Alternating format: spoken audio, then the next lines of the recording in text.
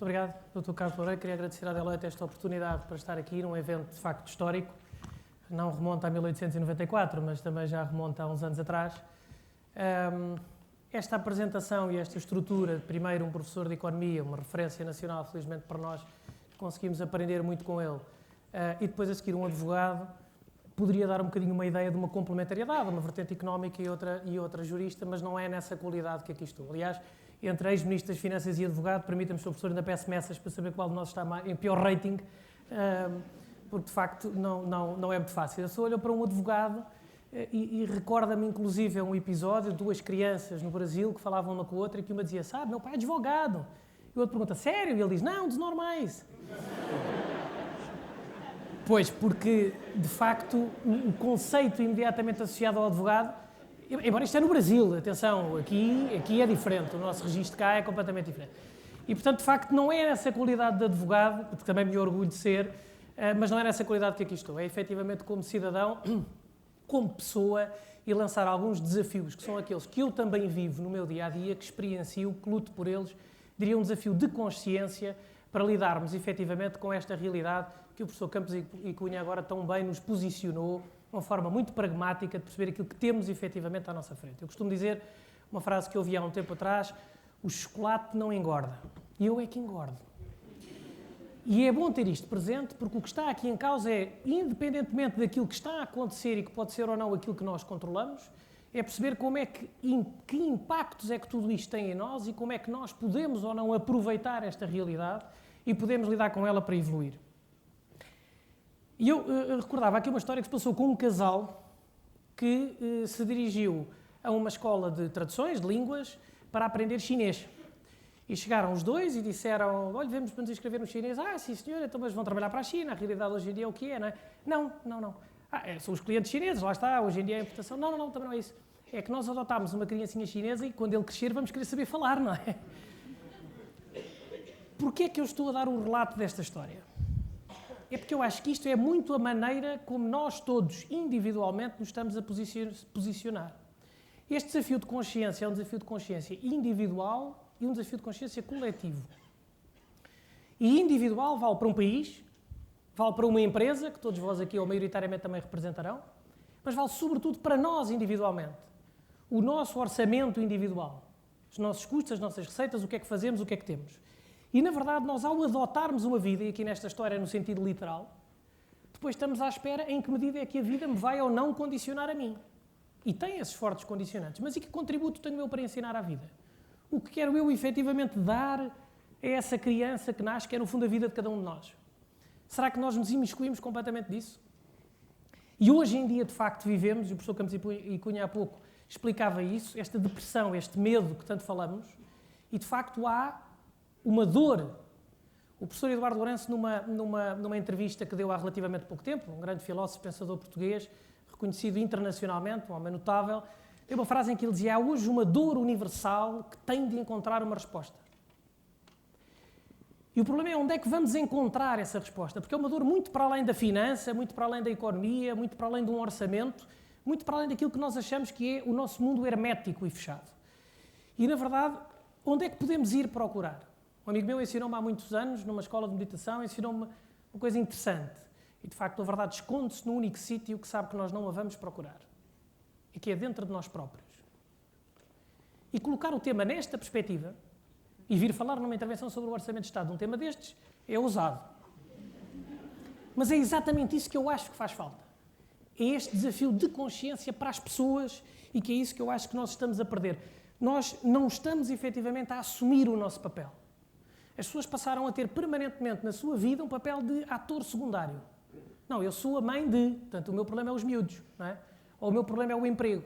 Ou o meu problema, sou sempre, a minha vida é movida por aquilo que os outros me obrigam a fazer. Tive de tomar conta dos meus pais, ou tive de levar os miúdos à escola, ou tive de fazer isto ou aquilo, mas nós nunca somos o ator principal. Isso é um erro estratégico grave, porque todos fazemos efetivamente falta para perceber qual é o papel que temos a desempenhar. E acho que as pessoas se perderam nisto. Era a mesma coisa de irmos ver um filme, o 007, e o homem não aparecer. Aparecia o Dr. Não, aparecia as Bond Girls, até aí não me parece mal, mas ele não aparece. Então, mas onde é que está o ator principal? E todos nós somos atores principais do nosso filme. E fugir desse papel tornou-se um hábito até confortável. porque eu tenho um governo para dizer mal, eu tenho alguém para culpar, eu tenho alguém para quem responsabilizar. E por isso é que dentro deste macro problema, eu entendo que existe uma micro-solução. E a micro é para cada um de todos nós, que é preciso pensá-la, porque isto não é fácil. E este conceito, que pode ser perigoso, de pensar, bom, então vamos esperar mais um bocadinho, que a crise deve estar a passar, portanto, depois de 2013, 2014, já se estão a mexer umas coisas, vamos lá ver. Não é para esperar. Nós estamos a ser chamados a assumir a nossa posição, a assumir a nossa opinião, a dar o nosso contributo. E as pessoas não estão a perceber isso, porque também não estamos habituados a isso.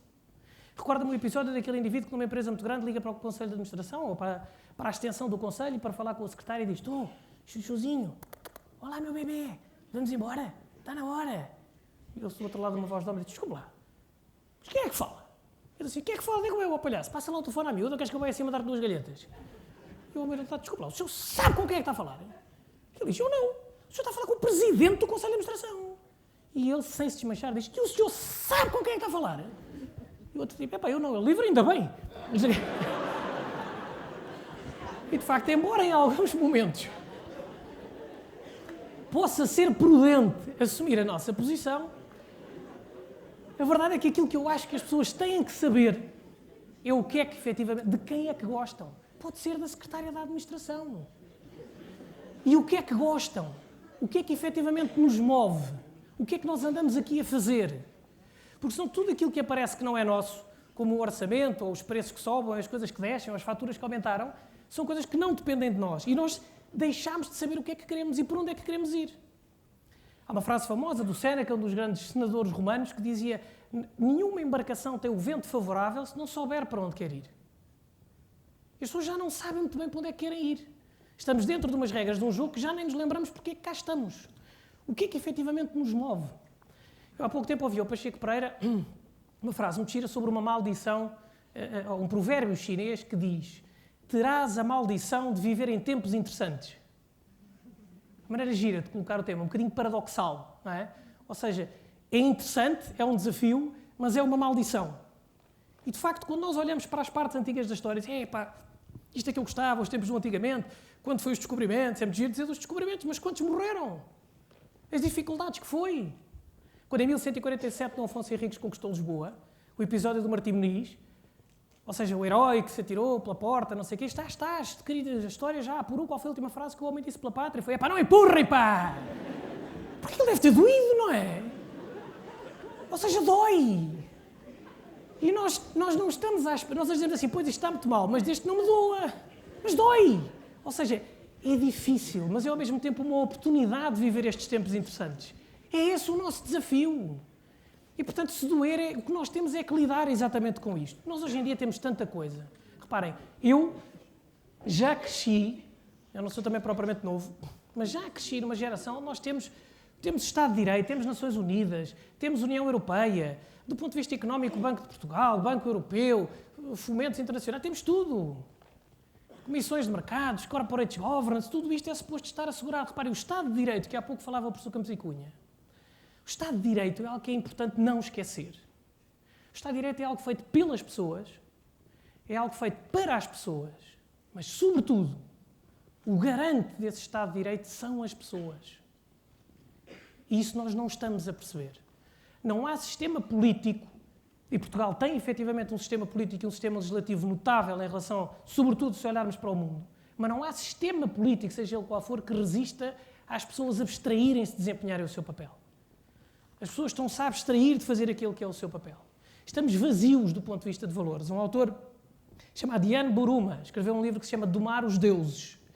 E ele fala a dúvida entre religião e democracia. Ele diz: será que nos chega só a liberdade de escolha e o direito de voto?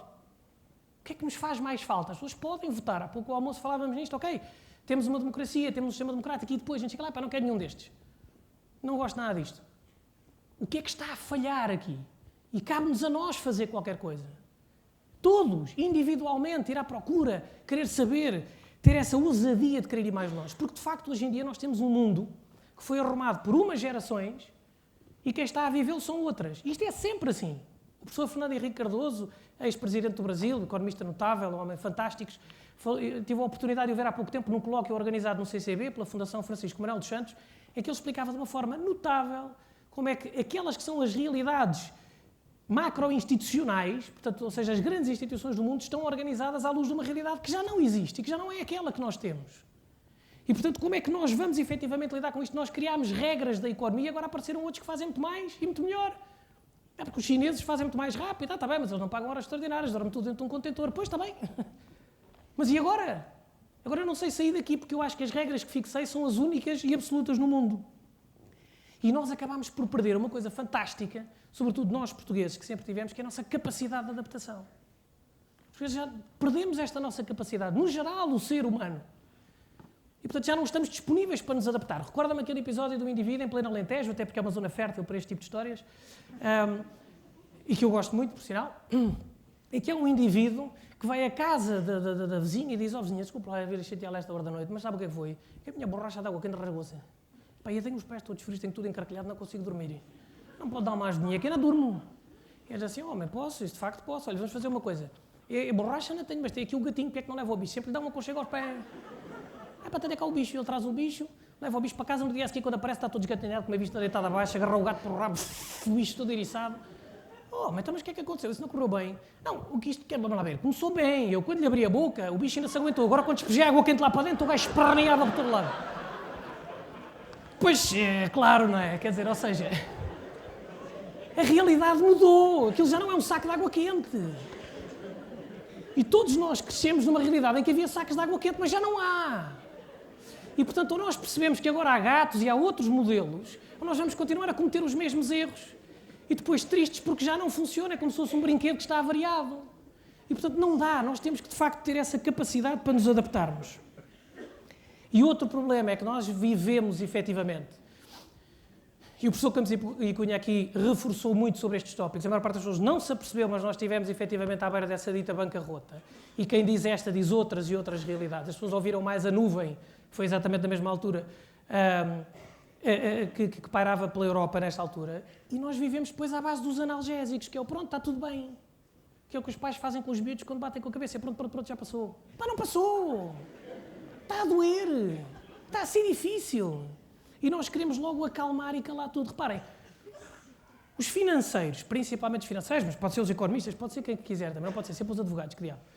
Os financeiros usam frases hoje em dia como, por exemplo, crescimento negativo. Epá, não é crescimento negativo, é desceu, pá. Epá, não tem mal descer. Mas se nós não nos habituarmos a que também se desce, quando começa mesmo a descer, a pessoa diz: epá, que subida estranha. Pois, está a descer. E, portanto, a gente já não sabe o que é isto. E vivemos enganados. E por isso, quando eu digo que isto é um desafio de consciência, é porque as pessoas começaram, em certa altura, nós perdemos a humildade de fazer perguntas mais acima, ainda mais macro do que a macroeconomia, ainda mais macro do que a Europa ou do que as Nações Unidas.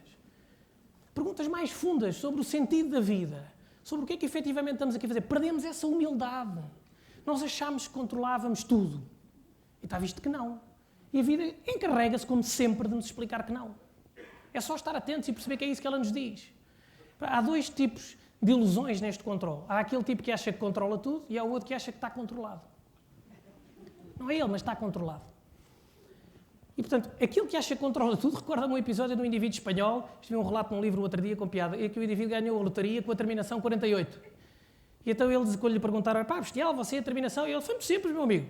Eu durante 7 noites seguidas sonhei com o número 7. Ora, 7 vezes 7, 48. E de facto a malta acha que domina. Quer dizer, fui eu. As pessoas descuram aquilo que é a realidade a acontecer, é o mundo a acontecer. Um dos prémios Nobel da Economia, em 2002, foi um psicólogo, falávamos há pouco ao almoço de várias, Daniel Kahneman, que tem um livro que se chama Pensar Rápido, Pensar Devagar. E há várias perspectivas hoje em dia que nós descuramos estes aspectos e achamos que isto está tudo controlado e que é tudo matemático. David Brooks, outro autor, publicou um livro recentemente chamado O Animal Social, sobre as verdadeiras origens da felicidade, do caráter, do amor, porque são essas coisas que nos movem, convém não esquecer. Há bocado ao almoço, o professor Campos e Cunha dizia muito bem: é o nosso bem-estar, não é o PIB. A frase é dele e de facto é isto, e a gente lembrar-se porquê. E as pessoas perderam esse sentido das coisas. A gente já não sabe ao certo o que é que quer. E este é aquele que acha que controla, pois há o outro que acha que está controlado. Está tudo bem, vamos andando. Isto vai tudo fluindo. Uma frase de Fernando Pessoa no livro A Mensagem. Ele diz: triste de quem é feliz, Vive porque a vida dura. Sabe que há gente que anda aí a boiar. Vamos andando. Isto vai andando, não é? Pai, nós somos um ser tão fantástico, com tanta capacidade para dar e para contribuir, que não é suposto ser assim. O José Gil, um dos grandes filósofos a pensar Portugal, num livro que se chama Portugal Hoje, o Medo de Existir, fala da não inscrição. Somos o país da não inscrição. A pessoa não se inscreve, não aparece, não diz, não marca o seu cunho. Estamos perdidos. E é essa a diferença que eu acho que faz falta. Recorda-me um episódio passado no Hospital de Santa Maria, quando Jesus Cristo desceu à Terra, agora recentemente. As pessoas estavam com olhos na crise e não viram. E o senhor passou no refeitório do Hospital de Santa Maria, estava um francês, um inglês e obviamente um português, porque senão eu não estava a contar esta história. E quando estão os três, é um que diz, epá, está ali Jesus Cristo. Eu disse, não pode ser, tu és maluco, Jesus Cristo vinha aqui. É ele, tu não vês as barbas, o cajado, é ele. E quando um foi ter com Jesus Cristo, um francês, epá, curma aqui o ombro e não sei o quê, tal, Jesus Cristo põe a mão e o homem sai curado, fantasticamente. A seguir veio o inglês, epá, aflito da coxa, e o homem põe-lhe uma mão e ele também fica curado, outra vez maravilhoso. E depois a seguir, quando ele se vai embora, epá, já não posso interferir mais nisto, se o meu pai vê uma bronca. E quando está para se ir embora, diz, epá, ficou só ali aquele num canto, com o roupão, epá, foi o único que não me veio chatear, também que diabo, estar a hora de lá e dizer qualquer coisa. Não é? E quando vê, ele vai ter com o português, aproxima-se e o português diz, epá, ó Barbas, tu não me toques que eu estou de baixo, homem.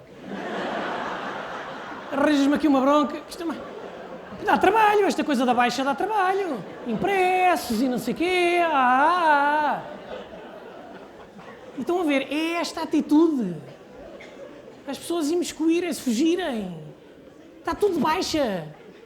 E estamos todos à espera para apulpar ou para atirar alguma coisa a alguém, mas as pessoas não se mexem, não se movem, de facto. É verdadeiramente assustador. E reparem, há um livro publicado recentemente pelo Prémio Nobel da Literatura, por o ano Vargas Llosa, que se chama A Civilização do Espetáculo. E que a certa altura diz exatamente a cultura, a própria cultura, era uma consciência que não nos deixava fugir da realidade. E hoje funciona como um mecanismo de entretenimento e divertimento. E lá vamos nós, cantando e rindo. E, portanto, é esse desafio, de facto, individual que nós não podemos nunca deixar de ter e não podemos deixar de o fazer. É para isso que somos, efetivamente, aqui chamados. E o que acontece é que hoje nós estamos longe da vida, estamos longe de nós próprios, estamos longe de nos sentir. Por isso é que agora, quando o controle efetivamente acabou, eu achava que controlava e afinal não controlo. As pessoas estão frustradas, as pessoas têm medo e as pessoas vivem com raiva. Que essa parte custa-me tanto, porque nós portugueses sempre fomos muito... Apesar daquele pobreto, mas alegrete que se vivia no António Silva e no Vasco Santana. Mas isso éramos muito nós e somos muito nós. Essa alegria onde supostamente não existiria. As pessoas hoje em dia têm irritação todos uns com os outros. Recorda-me aquele casal em que ela acorda e diz bom dia, ele diz mal, já começas. A malta está pronta logo para afiembrar o próximo. O agrafador, quantos de nós um agrafador vai agrafar? Não tem. Tinha que ser agora.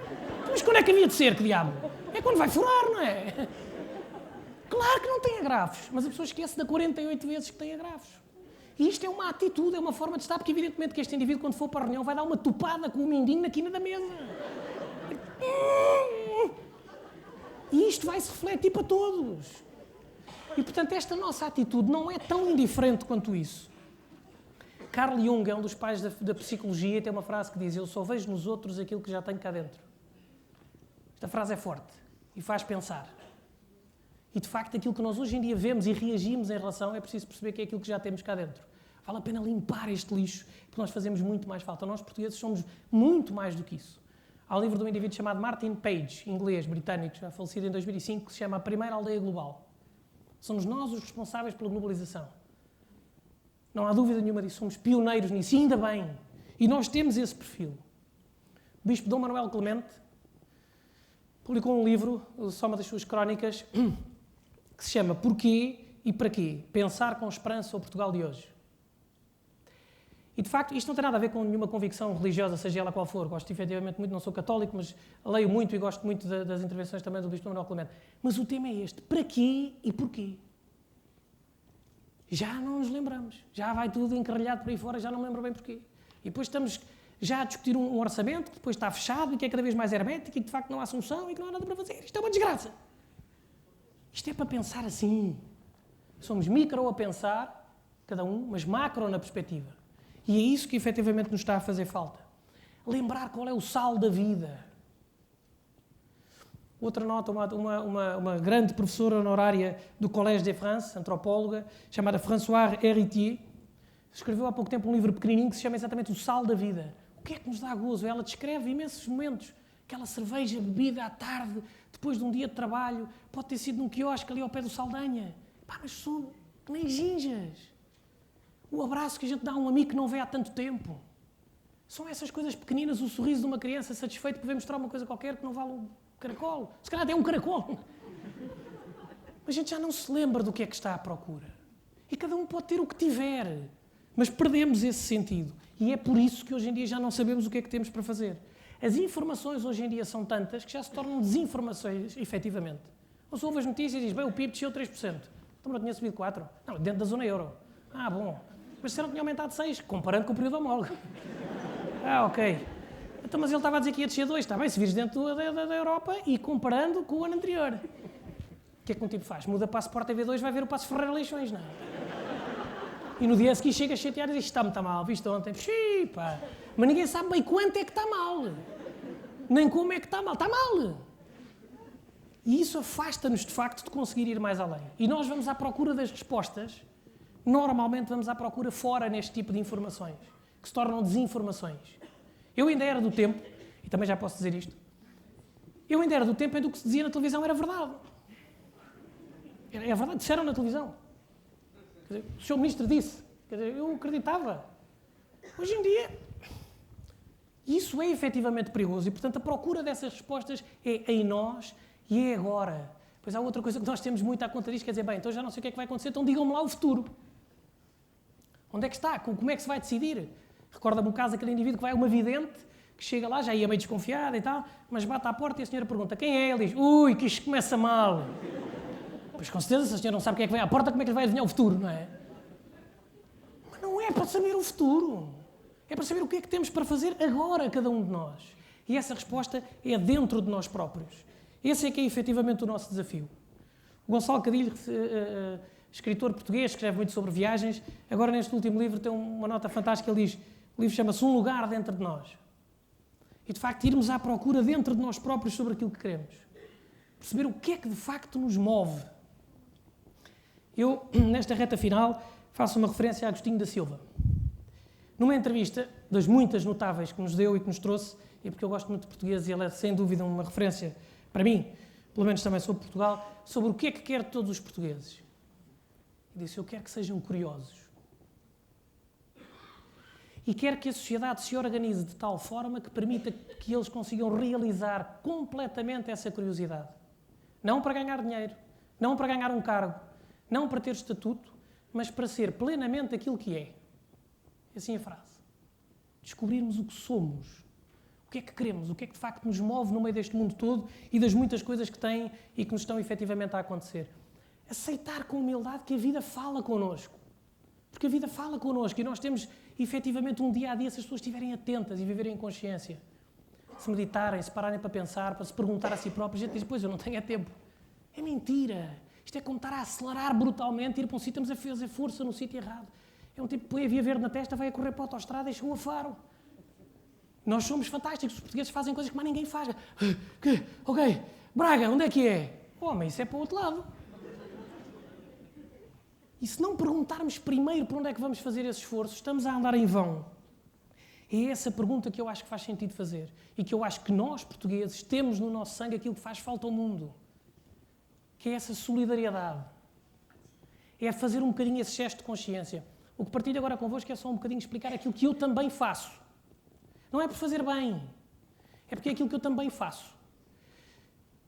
Eu sou advogado, como vos disse, trabalho num grande grupo económico, também sei o que é os corporate governance, os negócios, os orçamentos, etc, etc. Também vivo essa realidade. Mas, na verdade, descobri uma maneira de tentar passar mensagens de consciência como esta que faço aqui hoje. Vou ao Hospital de Santa Maria contar histórias aos miúdos que lá estão internados, partilhando também histórias inventadas por mim em desafio de consciência. Vou aos sem-abrigo distribuir roupa e refeições. Dar este gesto de voluntariado. Atenção, não é pelos outros, é por mim.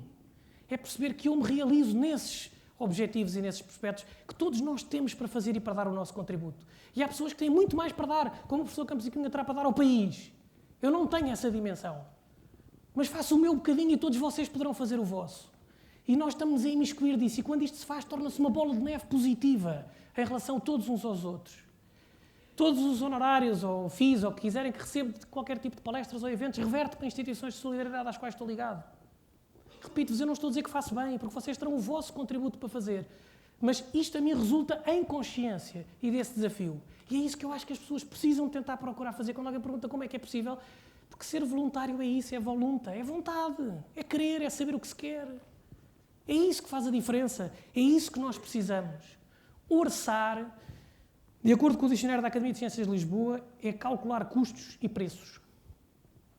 Eu não sei se nós estamos bem a calcular o custo que isto está a ter para nós hoje. Eu já não digo para os nossos filhos que vai dar o ano 2120, se fiz bem as contas, de 1894 a 2001, foi a outra anterior, portanto até está a dar a 2120. Eu já não estou a dizer, eu estou a dizer hoje, o custo, o preço que estamos a pagar nesta tristeza e nessa amargura. É isso que nós temos que combater. E termino com uma história, porque eu acredito e acho que vale a pena acreditar. Mesmo quando nós dizemos, mas somos pequeninos, estamos num canto, somos o que fomos, eu não estou preocupado com isso. Eu acredito que todos tenhamos os defeitos e as dificuldades que temos, podemos ir mais longe. E termino com uma história de um indivíduo exatamente que tinha um problema, porque que era gago. E ele respondeu a um anúncio, e chegou lá e disse, bom dia. E o homem, o que me este homem, bom dia, faz favor. Só olha, eu venho por causa do anúncio. Mas qual anúncio? Então aquele para vender bíblias. Eu digo, mas vamos lá ver se a gente se entende. Você não me parece a pessoa ideal para andar a vender bíblias porta a porta, não é? Desculpe estar a dizer. E ele, pá, eu gajo, mas não esteja a uivar, isto não é a Santa Casa da Misericórdia, peço-lhe desculpa, mas não dá. Quer dizer, ou seja, não é. E ele, pá, não me façam uma coisa dessas. Olha, eu estou com pressa, o senhor também com certeza, fazemos uma coisa. Agarra já num molhinho de bíblias, vai uma semaninha à experiência. É pá, se der por resto, se não der paciência, desculpa lá, mas não posso estar aqui a perder tempo. E eu tipo, pá, não agradeça, agarra nas bíblias, vá andando, é tempo que a gente poupa.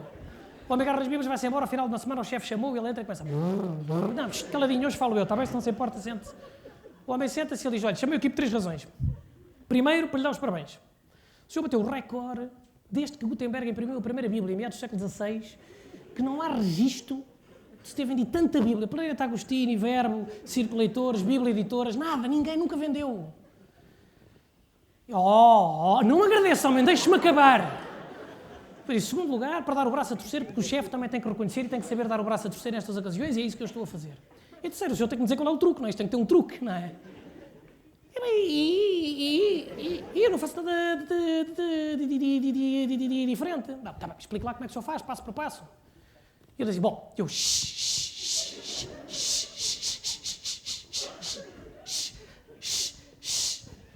Chego lá, não é? Sim, então. E epá, a campainha, que diabo, já percebi depois. Bem, nessa altura a pessoa vem. Bem, então. E então eu pergunto.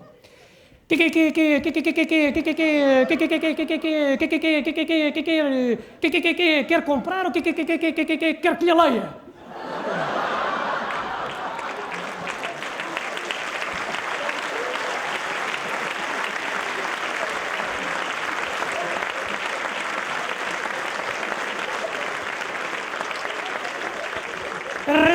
Arrasador. Comprava a Bíblia, o Alcorão, tudo o que o homem tivesse, dava banha.